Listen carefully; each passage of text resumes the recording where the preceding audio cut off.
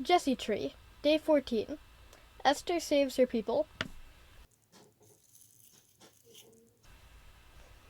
When Mordecai learned all that was happening, he tore his garments, put on sackcloth and ashes, and went through the city crying out loudly and bitterly, till he came before the royal gate, which no one clothed in sackcloth might enter. Likewise, in each of the provinces, wherever the king's decree and law reached, the Jews went into deep mourning, with fasting, weeping, and lament. Most of them lay on sackcloth and ashes. Esther's maids and eunuchs came and told her. Overwhelmed with anguish, the queen sent garments for Mordecai to put on, so that he might take off his sackcloth, but he refused.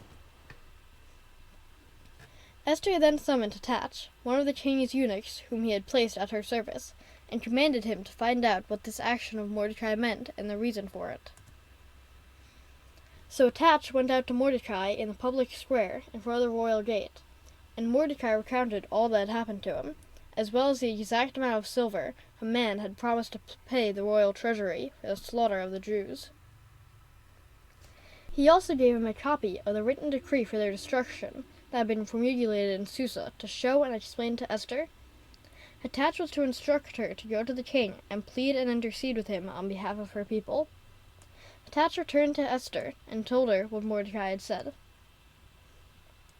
Then Esther replied to Hatach and gave him this message for Mordecai.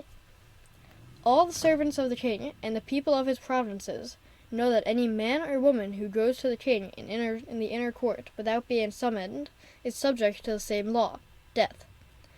If only the king extends the golden scepter, will a person live. Now as for me, I have not been summoned to the king for 30 days.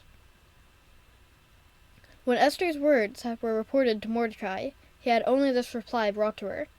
Do not imagine that you are safe in the king's palace, you alone of all the Jews.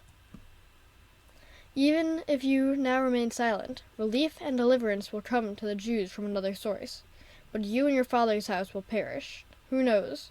Perhaps it was for a time like this that you became queen. Esther sent back to Mordecai the response. Go and assemble all the Jews who are in Susa.